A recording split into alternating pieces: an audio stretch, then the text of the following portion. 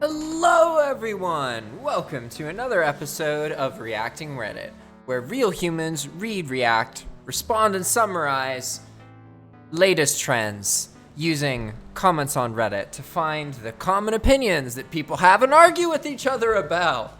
Our goal here is to find the opinions that don't agree with each other and pin them against each other, instead of just telling you the same opinion over and over and over again. So today, we're going to be talking about Jack Ma. Now, who's Jack Ma? Jack Ma is a Chinese individual who's a really, really interesting person. I've listened to a couple of his speeches, and he's definitely a moving person. He's very inspirational. He encourages you to improve your life and empower yourself and learn and become educated, and uses his own life as an example of that. He's quite an interesting individual because he has a lot of finance and power, but he wasn't born into money. He was actually born quite unwealthy. So that's always unusual, and I'm more interested in the wealthy people who are born poor, just because they're almost always cooler people, because they've seen both sides of the coin, you know? Whereas if you are born with money, then it's really easy for you to be completely disconnected with what it's like to not have enough for your basic needs. But if you had that experience where you didn't have your basic needs at some point, and you were able to empower yourself to overcome your circumstance somehow, then typically you're more balanced, right? Not saying it doesn't mean you're not balanced, but it's an interesting character study for sure. But you can think of this guy, very wealthy philanthropist, basically. Now he's one of the lead people behind Alibaba, which is basically China's e-commerce website. The closest thing it's like is Amazon. So you can compare him to Jeff Bezos, but in his character, he's less like Jeff Bezos and more like Bill Gates.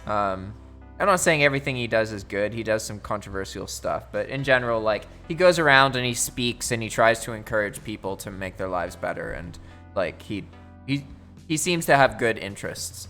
And listening to some of his speaking, he has speeches in Chinese and also speeches in English. You feel that way. You feel like, okay, this person is empowering me to make a difference in my life. And you can feel that way whether you're Chinese or English. He's a person who speaks to the international scene, so to speak.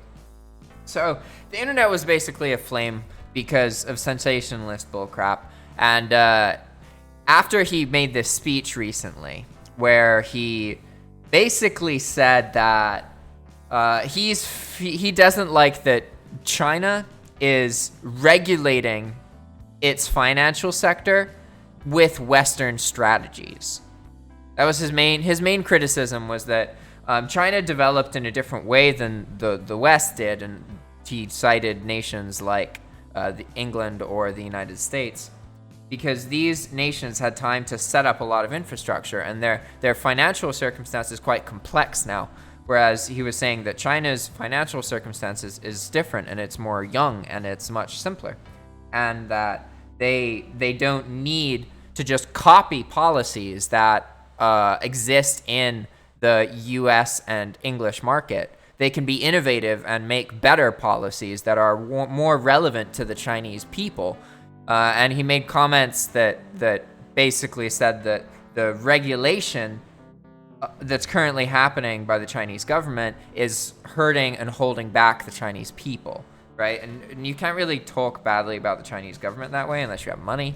He does have money, so the internet started worrying because after that, he didn't leave the country and he didn't show up to film this game show in Africa. It was the last episode of this game show, and he didn't fill up. He didn't show up to a couple other social things. He was still having private meetings and stuff.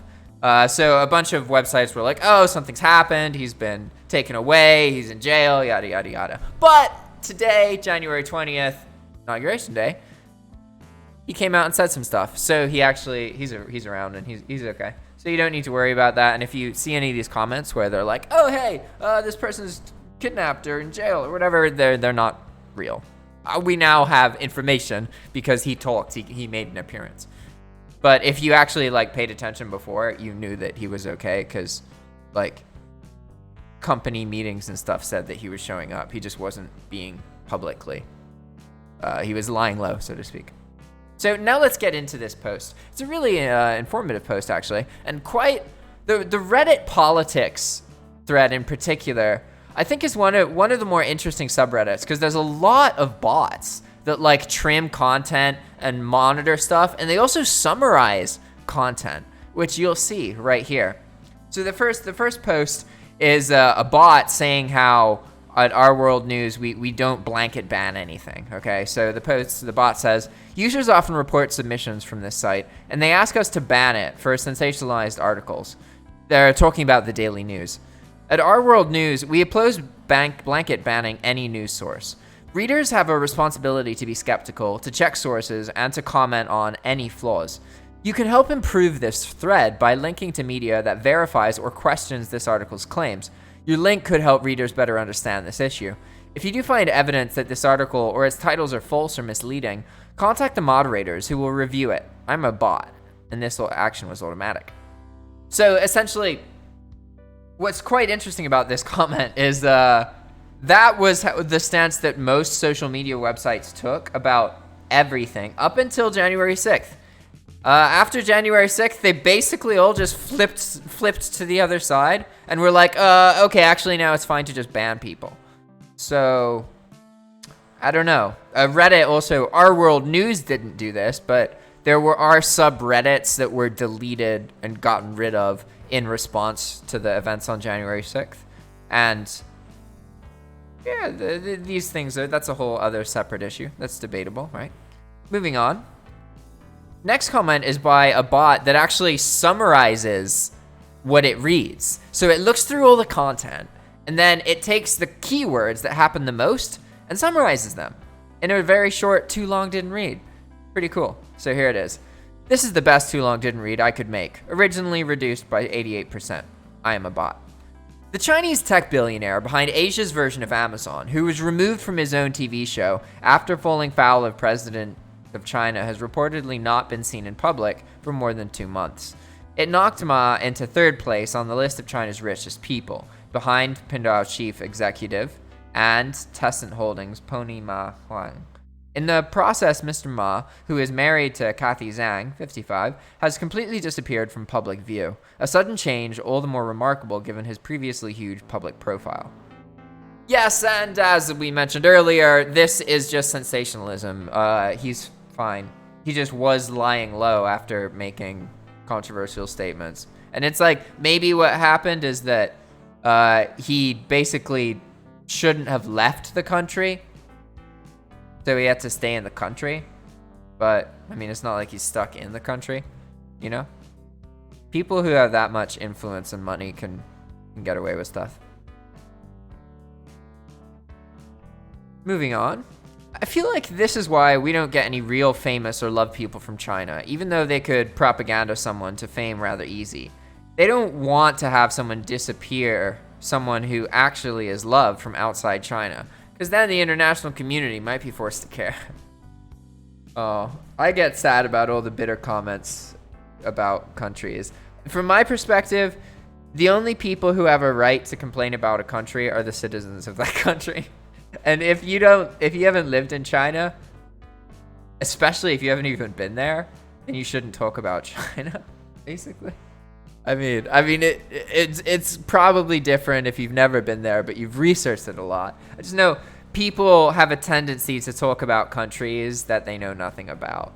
And so many people spend so much time talking about nothing about other countries that you can spend all your day listening to people talk nothing about other countries and think that you spent hours learning about other countries, but really you just spent hours learning about the painted perception of people's views of other countries, which is all wrong.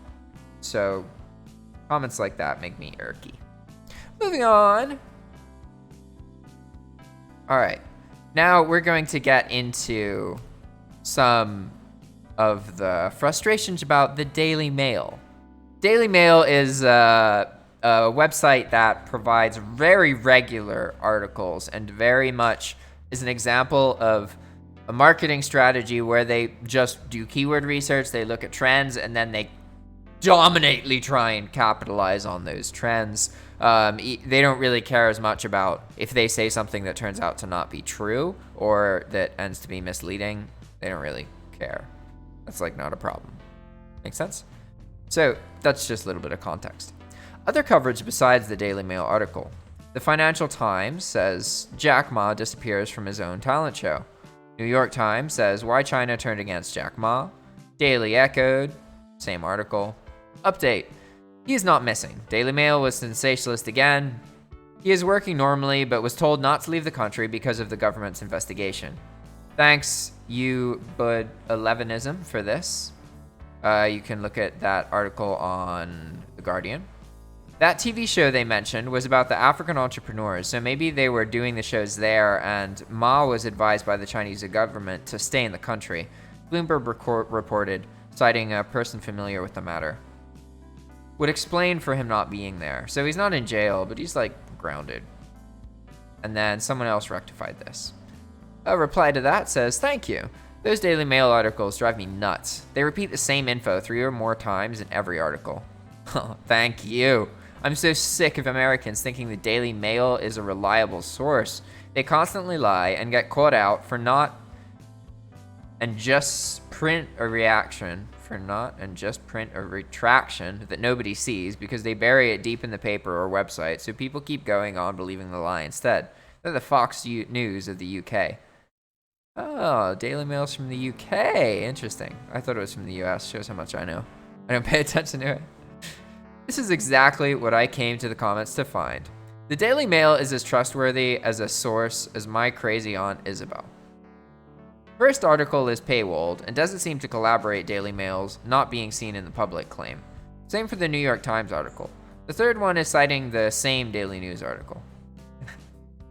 That summarizes the internet so well. Like you think the internet's overwhelming, and it is. There's a lot out there, and there's basically an infinite amount for you to learn. But when you're actually interacting with the internet, most of what you touch is just copied and copied and copied and barely changed. So the amount of original content on the internet is a very small fraction of the internet itself. And that's very obvious with writing and articles and links and stuff. Like you can find like people who will write articles and like this, right? They're like, well, here's the first article for more information. Here's a second article. And then we're going to link to a new website, but it's actually the same article as the first article. But we got our 3 articles. That's all we needed. Okay, bye, next article. Like, it's pretty funny.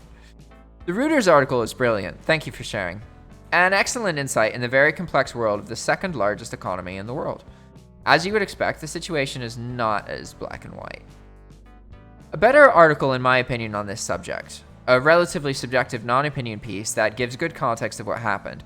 It annoys me a little when reading some of the comments in this thread. It's a Reuters article, and the link is reuters.com. Ant Group IPO suspension regulators. How billionaire Jack Ma fell to earth and took Ant's mega IPO with him. So that's talking about the fact that the whole stock opening for that company that they have was taken down, basically, which is a problem. But it's probably in the long run going to be okay. It's like not totally clear if that's directly in response to what Jack Ma said in his speech or if that was already going on. So if you want to learn more about that, like educate yourself more about it, you should understand, like, yeah, I like Jack Ma, and I speak positively about him, but that doesn't mean that there's not controversial stuff and there aren't bad things and like scandals and stuff that he's part of. So make sure you like research that stuff as well. A reply says, the fact that this isn't the top comment is proof that the stupid news outlet tolerance policy has failed. I hope mods are proud they give the Mail such unnecessary attention. You are a godsend. Was just about to ask if anyone had alternative sources that weren't tabloid cancer like Daily Mail. They only said he hasn't been seen in public. Nothing about being seen privately. I always question why UK news sources are so highly upvoted when they pretty much are the only source of a crazy story focused on a foreign nation's affairs. Yeah, all the other stories just focus on domestic nation's affairs. It's true. Another update, he is not missing. Daily Mail was sensationalist again. It is working normally, but told not to leave the country because of the government's investigation. This does not mean that he is also not missing. This article does not verify his current whereabouts or cite him as a direct source of information. Nowhere does it state that he is working normally. Okay, that's one of the things that's irritating about sensationalism. Is like how often in political conversation with other people, at least in the US, people are like, well, yeah, but if this is true, and then it's like, you realize when like 60% of your arguments start with, if this is true, and it's been that way for years, it's obviously not true, right? Like, I mean, you got to get to a point where you realize that you're saying if this happens more often than you're saying this happened. And that's an issue, right? Like, it's definitely an issue. This person is showing up to private business stuff. He's showing up to investment meetings. Like, why argue or why entertain the notion that the Chinese government is holding him hostage because he hasn't been public when he just made some public statements? Like, oh my gosh. Oh, ridiculous. A reply to that from CNN's January 4th, 2021 article. Where is Jack Ma? Tech tycoon silent as China gets tough with his business. Ma hasn't made a public appearance or social media post since late October, just over a week before a much anticipated stock market listing of Alibaba's financial affiliate, Ant Group, was blocked at the last minute by Chinese regulators. Thanks for it. With people like you, we can make the CCP actions make sense, and it's not sensationalizing like Daily Mail crap. Jack Ma deserved it. A reply to that says, I'm afraid though that the CCP made a big mistake there, and in many other things. Civilized societies don't make people disappear if they disagree on something, but the background does explain why the party is so aggressive here. He didn't disappear. He is just advised to not leave the country because he and his company are still under investigation. That's pretty normal.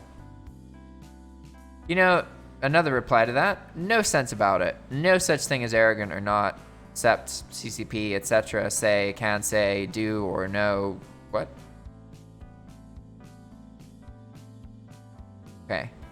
Someone said Ma has been really arrogant, and then another person said F off, and then a person replied to that saying, what do you mean? I'm no expert here. And the reply says, interesting choice of words that change the tone of the subject. Okay, but I still have no idea what you're talking about. By claiming someone being arrogant, you create the environment of disdain towards their opinions or behavior. It alters people's perceptions of what is actually happening. Well, maybe not the best choice of a word. I'm not a native speaker. Suggestions are welcome. Anyhow, that's the impression I get from the Reuters analysis. He knew that offending the financial system regulators is a no-go zone, but did it anyhow. That's what I got so far anyway. Need to read more to get it better. I'm happy to hear if you get a good way to summarize what's going on. I guess you can fuck off also if you want.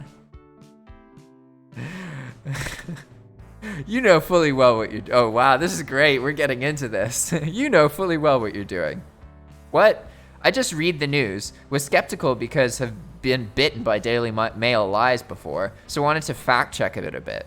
So sorry I found those NYT and FT articles basically confirming the story. I shared the links to save others the trouble of Googling. Apparently it was helpful here, and I'm happy that. I hate dictatorships and think that we all must fight for freedom of speech and human rights.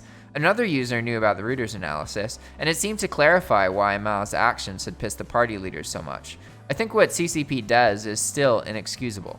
So I guess I know fully well what I'm going, trying to learn about a topic that's new and foreign to me, but something that I find important, and also striving to be helpful for others in the process. You just seem to throw insults and innuendo that is quite incomprehensible to me. Anyway, suggestions for better phrasing and useful info about what are going on are still welcome. Oh, that is the internet. Except the guy who was like, hey, yo, I'm just trying to learn and teach people here. That's not the majority. The majority is that first arguing guy who was like, yo, you're an ignorant fool. And then when another guy's like, okay, yeah, I could be ignorant, please educate me, the other guy disappears. Like, that is the internet. It's that if you understand that, then as a content creator, it's good, because you know, well, if that initial group, that like mass big bulk group likes you, that sensationalist group likes you, I feel like you're doing something very fundamentally wrong with your life. You should be like well liked by the people who do follow you. But if you're like mainstream followed sensationalist style, that shit's all temporary. They don't really care. They're just following a trend, and they're very different from people who follow you because they believe in you. You know? It's totally different. So a reply to the arguing guy says, don't worry about that arguing guy. He's very obviously doesn't understand the situation well enough to help you understand it better too. Hence why he picked on a single word of what you said. You used the term arrogant correctly. Oh, and here an inflammatory response says, what else could you possibly call it when you run a sketchy financial services app and go out of your way to berate regulators that already want to go after you? That is arrogance. There we go. I'm trying to imagine what these people sound like in my head. Another reply says, I have no idea what media thing is. Are you being serious? Yeah, I don't know what the Daily Echo Ed is. Is it just proxy for the Daily Mail or something? At least it had much less ads and stuff. NYT and FT are reputable, so mainly posted to give those links. I've been bitten by lies from Daily Mail before. Do you really think people read the articles they use as proof? They just find some headline that confirms what every narrative that confirms their bias. Yeah, that's how the majority of content is produced. Yeah, it's so true. They don't actually understand what they're sharing. They just look at the title. That in reflection to creating content on YouTube, when you make a video, you're creating to you're communicating to multiple audiences, right? There's the biggest audience of all, which is the people who read the title of your video and they see the thumbnail and they never watch your video. That group represents, even if you're a viral video, the group that saw the thumbnail and read the title but is always bigger than the group who also watched the video, right? So in that group, you get people who will project what you put about the video. They'll click on the video, they'll read the title, they'll pause it, they'll get so angry about their projection that they'll comment about how you offended them in your video about the thing that you never actually said, and then they leave. And then as the content creator, you get this like 2-paragraph narrative on the projections of cynicism in society and how it's your fault. And it's like, the hell? Like, it's hardcore, it's intense. It takes a while to get used to. Moving on. China, where money isn't power. Power is power. Nah, that's not true. If this guy didn't have money, he might have gotten in a lot more trouble. Probably would have gotten in a lot more trouble. The reality is, he was already in controversial and, like, troublesome situations, and he just spoke out. Like, that isn't, like, he was just completely clean and no problems prior, and then he spoke out, and this is why. Although I'm sure that the sensationalism of life would love for you to think it's that simple, but I'm here to tell you it's probably not. Sorry. A response to that money is power comment says, that's true everywhere because there's always part of what politics is. Why do you think the rich in America spend so much towards advertising and data analysis, owning the few media networks that have the market relevance, and lobby the government like crazy? Sure, these things are profitable when abused correctly, but more importantly, this keeps control of the public by both programming their minds favorably and allowing them to prevent the public from controlling the one force that threatens their power: governance. If there's anything that relates all citizens of all countries, I can tell you it's resentment towards government. I don't know of a single country in the world except a handful of idyllic, like, ancient Viking countries, right? You know what I'm talking about. But aside from there, basically everywhere in the world, people resent their government, and in intense levels. And like I live in Nicaragua. I used to live in the United States, and I thought people didn't like paying taxes in the United States. And yeah, it's true. People don't like paying taxes while they pay 20 or 30% of their income to taxes. And they don't like paying taxes. But then I came to Nicaragua, and people here hate taxes because they resent their governments even more. And historically, there's tons of evidence that is very widespread and known when politicians just pocketed tax money. So this led the average person to be like, why would I give my money to these random people when they're not even going to put it into getting water and electricity and stuff? So yeah, that's hugely problematic, right? But at the end of the day, financial influence is power. It's not separate from power. You shouldn't think about it that way. Like, it's not like, oh, you have political power and you have financial power. It's like, you can have influence or power, and there's different forms that can take, some of which may be political, some of which may be financial, but political and financial is all one. Like, by having a lot of finances, you get political power. By having a lot of political power, you get financial power. They kind of, in some cases, come hand in hand. So you shouldn't think of it as a separate thing. That's one of the problems with the way that we view the world. We're often like, well, it's either this or this, and the answer is almost always, it's actually both.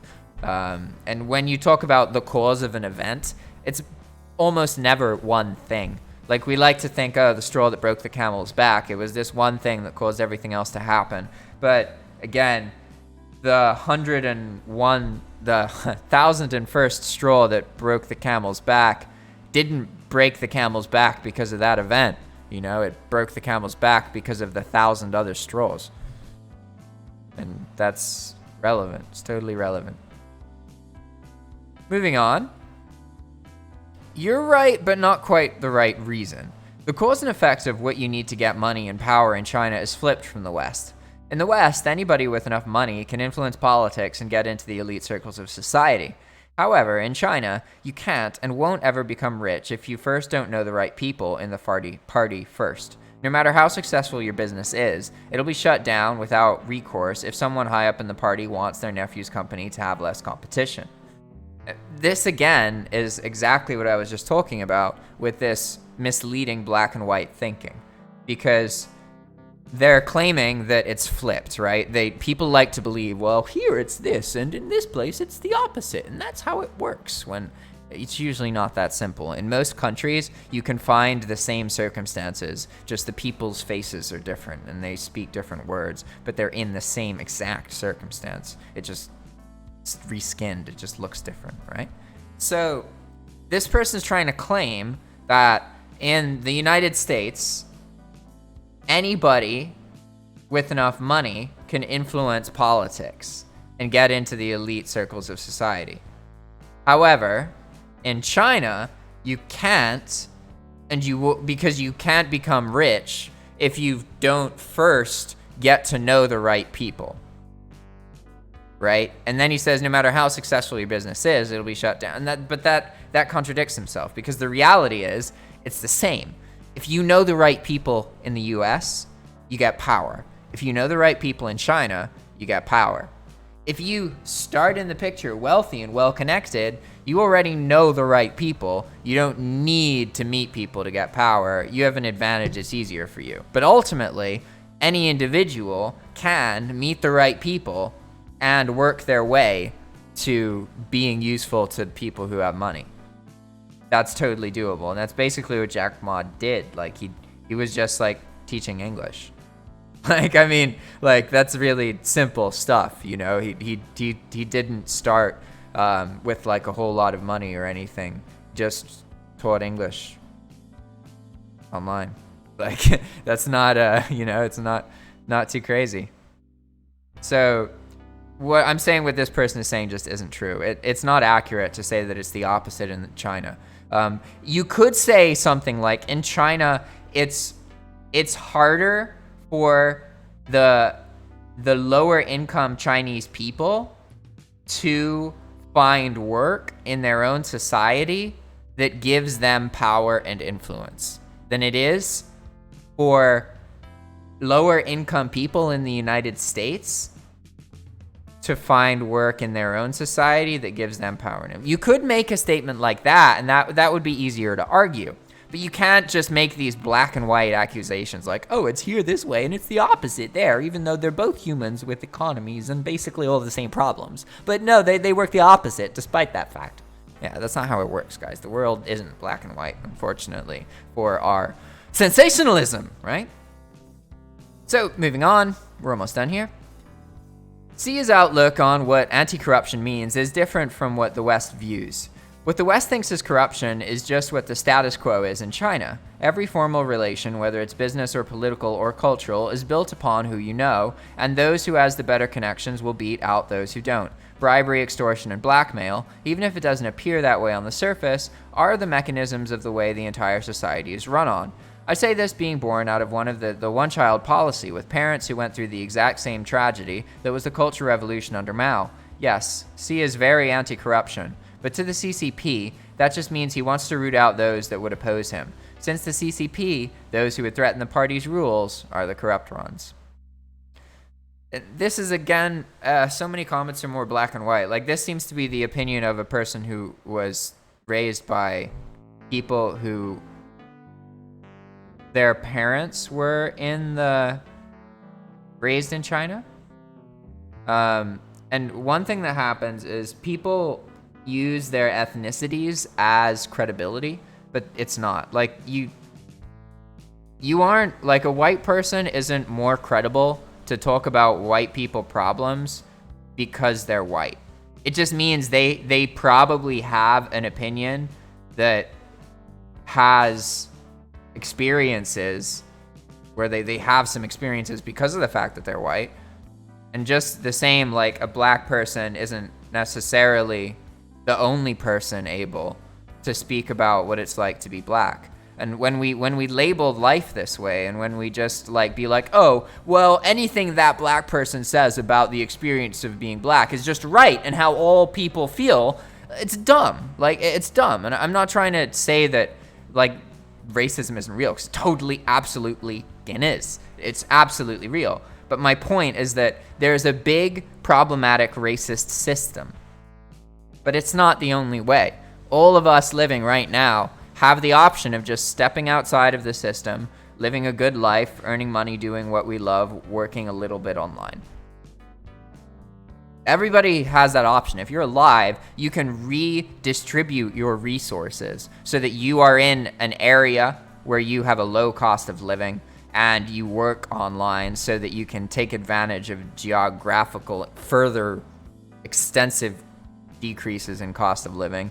You can raise a family on $1,000 a month of income in a lot of places in the world. And believe it or not, more places than not. If you look at the amount of people there are in the world, you listening to this, if you're speaking English and you live in like the United States or England or something, do you realize that there's actually more English speakers in India than in England? Isn't that crazy? There's still more English speakers in the United States than India, but India's getting close. Like, there's whole nations with way more people than we have, and they need way less than people in the US need. So many people get lost in this system of politics and cynicism and frustration and bitching and moaning about circumstance of the world, and they don't want to admit that you can just look away from that whole system and live a good life and stop complaining about shit and surround yourself with people who are like you and fix problems. You can do that. There's nothing stopping you from doing that aside from time and you. Everybody has that opportunity. It's a little bit different if you're in a different country, right? Like, say that you're in the United States. Your problem is the fact that you live in such an expensive country and there's so much material love, so to speak. There's so much material availability. You probably have a washing machine. You probably have a heater, an AC, these kind of things, a fridge, a freezer. maybe even a big fridge or freezer, an oven. All of these are things that most people in the world don't have, but you do. If you're in the US, you probably do. You live in a house that has one of these things, or like, you know, the thing that US people tend to experience is like, oh, they don't have a washing machine, you know, like if you earn less money, you won't have a washing machine, but you'll probably still have like a fridge, a freezer, and a stove, or like an oven, and you'll probably have AC, and you'll probably have heat, right? People in the rest of the world, that's not how it is. Like here in Nicaragua, we got cement walls and cinder block, right? But that doesn't look so nice. But you can get around that by making a bunch of awesome, beautiful plants everywhere. Because I can assure you, with the power of plants and colorful painting, you can make cinder block and sheet metal look fucking beautiful. Like a serene palace where you'd want to worship the Bible or something. I'm telling you, you can make truly beautiful things here. So don't be so judgmental about all these other countries that they need less and that life's simpler there. Like it's totally possible for you to change your life. And don't forget that. Like if you're listening to this, don't let yourself be convinced that just because almost everyone in the world is lost, they're staring at this fucking old system that doesn't work, that doesn't properly educate people, that keeps the rich really rich and keeps the poor people poor. Everyone's staring at this as if it's how the world still works, but it isn't. The world changed a long time ago at this point. The internet changed access to opportunity. We live in a time where anybody in any country, anywhere, can create businesses online in foreign governments. You listening to this, you can open a business in China. You could open a business in England, or you could open a business in the United States. Did you know that despite the fact that the United States is no longer friendly at all to immigration, it is still completely open borders to business? Any person in the world can open and incorporate a business in the United States. There is no citizenship requirement for that, right? But then that isn't yeah, that's true. That's how it works. But people don't act like that's how it works. People don't realize that's how it works. And you know what's so bizarre for me is I live here, right? And I have all this information, and I know how people can easily find work for $5, $10 an hour with just like a month or two of training or less. Like it doesn't take much at all. You just need to learn how to be useful to one demographic of business interest online. And there's so much business interest online because the world's a big place and there's a lot of countries. It's not hard to be useful to these people. It's not hard to just get yourself to a point where you can save them time. You don't need a college degree. And that's what's crazy, because that has very intense complications for the future of countries like this. What does it mean when a person's better off earning money online than they are getting a degree and getting an educated job? Like, what happens when the best paid scientists in a country earn half or a quarter of what regular people earning money online earn? You know, what does that mean for the future? Like, I don't know, but I want to find out. I want to see what happens, because there's enough room for every Nicaraguan person to get a job working online. I don't know what that means for the other countries, you know, because the reality is we can't keep everybody working. But of all the people who deserve to earn money from working, well, $1,000 a month in Nicaragua supports a family. So I'd much rather $1,000 be spent on a Nicaraguan family than one U.S. person. And that's not even enough for one U.S. person. You could argue it's like a third of a U.S. person. It's just like, why should I even bother trying to help people in the United States out when they really do have so much more access to stuff? In the US, it's not a matter of, if you can make money. It's if you can make enough money, right? Whereas in a lot of the rest of the world, it really is if you can make some money at all. Like basically what happens with people who earn money online is they start out by thinking it can't happen or they doubt it, right? But then as soon as they have an experience where they earn a little bit of money online, they do one thing and they get paid, they're like, whoa, holy shit, this is real. That usually forms a change in the way the person views earning money online. They have that experience where they earn a little bit of money and it's enough that it's meaningful, right? So a person in a nation like Nicaragua could earn $20 in 1 week, and that's very useful, right? In the US, yeah, I mean, a lot of people would be better off with $20 a week, but that is nowhere near as useful. You know, you're not going to feed your family with $20 a week in the US, not easily, whereas you could pretty easily do that here. I mean, you wouldn't be eating super fancy things, but you could eat, and you could eat like good, abundant, traditional food. So, you know, to each his own, right? Moving on. Capitalism scum. There's a lot of them. Ha! Screw you, man. Those capitalist scum, yeah, they're scum. But they needed to exist for the system to be able to just drop out of. If it wasn't for capitalism, like, really, capitalism is the thing that spread and took over the world. Democracy was just the facade on the front, basically. We say democracy, but we really mean capitalism. If we're being honest. Like, communism didn't fall because of the effectiveness of democracy. It fell, so to speak, because of the effectiveness of capitalism. Like, even in the major communist nations, the only one that's really, really left and truly functions that way is Cuba. The other nations have been so influenced by capitalism that they have capitalist components. So the people who talk shit about capitalism are the people who view capitalism as a power that suppresses them.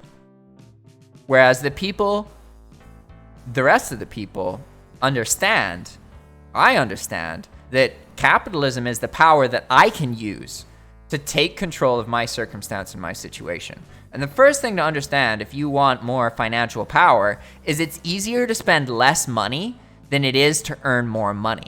So if you keep spending your time with idealistic notions of being able to earn a bunch of money in the future or whatever, that's probably not a good strategy for you. You should start by looking at what you do in your life, looking at what you spend your money on, and figuring out, is there any way that you can exponentially reduce those expenses?